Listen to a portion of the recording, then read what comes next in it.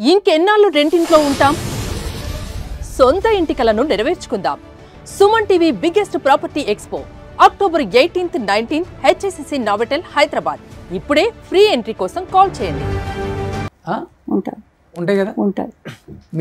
నాకు పెద్ద పెద్ద హీరోలు కూడా వచ్చాయి ఒక్కొక్కసారి. చిన్నదాన్ని, నేను చాలా చిన్న పిల్లని, వచ్చిన కొత్తలోనే వచ్చాయి.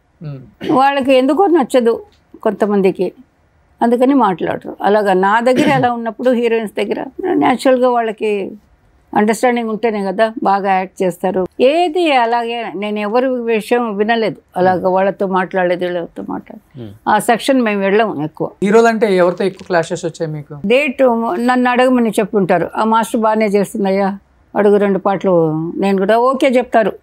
హీరో ఒక ప్రొడ్యూసర్ డైరెక్టర్ రికమెండ్ చేసి ఉంటారు, ఎవరో ఒకరు చేస్తుంటారు, ఆవిడ కొంచెం బాగా చేస్తుందండి డ్యూయట్ సాంగ్లు అవి ఇవి, ఓకే అంటారు.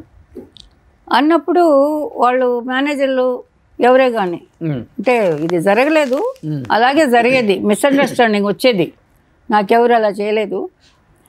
అలా వచ్చినప్పుడు ఏంటంటే ఆ మేనేజర్ గారి దగ్గర మేము చెప్తాం, అయ్యో ఆ డేటా సార్ అది ఇక్కడ ఒప్పుకొని ఉన్నాను కదా, సరే నేను అడిగి చెప్తానండి అనే చెప్పి ఉంటాను.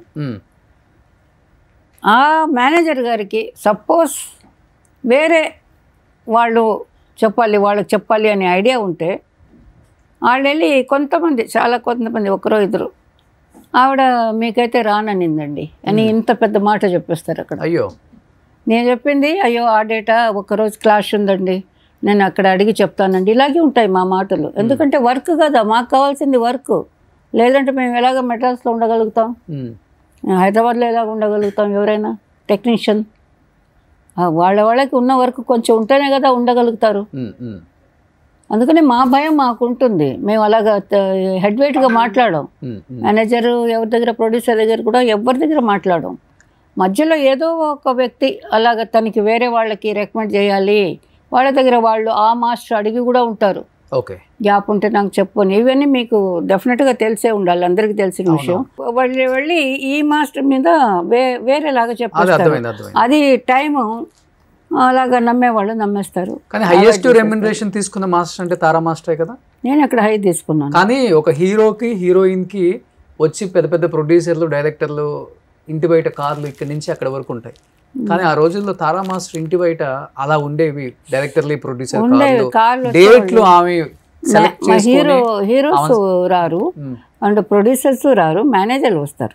మాస్టర్స్ ఇంటికంతా ఎప్పుడూ మేనేజర్లు అంతే, లేకపోయినా డైరెక్టర్లో మన కో డైరెక్టర్ మెయిన్గా ఉంటారు కదా, అసోసియేట్ డైరెక్టర్ అలా చెప్తారు కదా.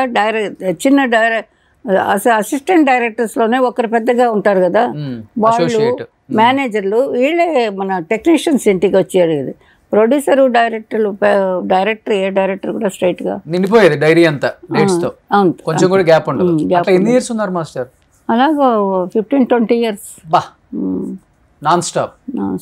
అసలు జీవితం అంటే కన్నడ ఫినిష్ చేస్తే ఇక్కడికి వచ్చే కారు ఉండేది, అలా కారు ఇక్కడ ఉండిపోతే అక్కడి నుంచి కారు, మళ్ళీ ఇక్కడి నుంచి కారు మైసూరు నైట్ ట్రావెల్, అక్కడ కన్నడ చేసేదాన్ని. అక్కడి నుంచి హైదరాబాద్ కొంచెం అప్పుడు తక్కువ, again Chennai, again Salem, again Kerala, అలాగా. మలయాళం కొంచెం తక్కువ చేశాను, ఎక్కువ చేయలేదు, చాలా తక్కువ చేశాను. కానీ ఈ 15-20 సంవత్సరాలలో అసలు జీవితం అంటే ఏంటి, ఎంజాయ్మెంట్ అంటే ఏంటి, కుటుంబం అంటే ఏంటి, పెళ్ళి అంటే ఏంటి, పిల్లలు అంటే ఏంటి, అన్నీ మర్చిపోయారు కదా. బాధ అనిపిస్తుంటుందా తర్వాత బాధ, పెద్ద బాధ, అది పెద్ద తప్పు, చాలా పెద్ద తప్పు కదా. అందరినీ గుర్తుపెట్టుకునే పని చేయాలి, అన్నీ మర్చిపోయి పని చేస్తే చేసేది కాదు. జీవితం చక్కగా మర్యాదగా ఇల్లు సాగేది. బట్ నేను ఇదే నాకంతా మొత్తం లైఫ్ అంతా నేను సచ్చేది కూడా ఇక్కడే అనుకున్నాను. బట్ అది అలాగే ఉల్టా అయిపోయింది, అది కాదు అనేది నాకు తెలిసి వచ్చింది. తర్వాత ఏం కోల్పోయారు దానివల్ల? నేను కొంచెం అవతల వాళ్ళలాగా థింక్ చేసి ఉండొచ్చు కొన్ని విషయాలు, అన్ని విషయాలు అది థింక్ చేయలేకపోయినాను. ఏమంటారు, పసిపిల్లతనం లాగా కొన్ని ఉన్నాయి నాలో. నమ్మడం, మోసపోవడం, ఇచ్చేయడం, పోగొట్టుకోవడం. డబ్బు కానీ ఎవరే అడిగితే ఇచ్చేసేదాన్ని, ఉంది కదా ఇద్దాంలే వాళ్ళకి అవసరం ఉంటుంది కదా. మళ్ళీ వాళ్ళు ఇచ్చిందే లేదు నాకు. అలా జరిగాయి కొన్ని. పెద్ద పెద్ద హీరోలు, ప్రొడ్యూసర్లు, డైరెక్టర్లేనా వీళ్ళు తీసుకున్న వాళ్ళు కూడా? ఎవరు తెలిసిన వాళ్ళ లేకపోతే సినిమా ఇండస్ట్రీ వాళ్ళేనా హీరోలు? సినిమా ఇండస్ట్రీ వాళ్ళు పెద్ద నాకు తెలిసిన వాళ్ళు, నా ఫ్రెండ్స్ సర్కిల్ అంటే తెలిసిన వాళ్ళు, ఫ్యామిలీ కూడా సంథింగ్ అలాగుండేది. సినిమా ఇండస్ట్రీలో ఎవరైనా నా కొలీగ్స్ బాగాలేరంటే నేను కొంచెం హెల్ప్ చేస్తున్నాను. ఓకే, నా వాళ్ళు అది డాన్సర్ కానివ్వండి, మాస్టర్ కానివ్వండి, ఎవరే కొంచెం ఇదిగా ఉన్నారంటే నేను నా వల్ల అయింది. ఇంకొకటి నేను ఇక్కడ చెప్పుకోవాలి, నేను ఏంటిది లక్షలంతా సంపాదించలేదు. పాటకి 1,00,000 నో. నా హిట్ సినిమాలకంతా ఒక్క సాంగ్కి 2,500 పైన నేను తీసుకోలేదు. ఏంటి సూపర్ డూపర్ హిట్ సినిమాలు అన్నిటికీ మీరు నన్ను కోట్లు నేను వేలల్లో సంపాదించిందే నేను కొన్న ప్రాపర్టీలు. అప్పుడు వేలే కదా, అప్పులు చేసుకుని కొంచెం అలా తీసాను. వేలే కదా, అక్కడ కాస్ట్ కూడా వేలే కదా. బట్ నాకు పేమెంట్ అంత లేదు.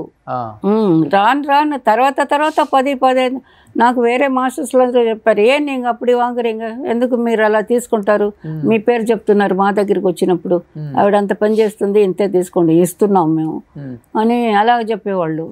అప్పుడు ఏంట్రా అందరూ నాకెవరు బయట విషయాలు చెప్పేవాళ్ళు ఎవరు లేరు నాకు.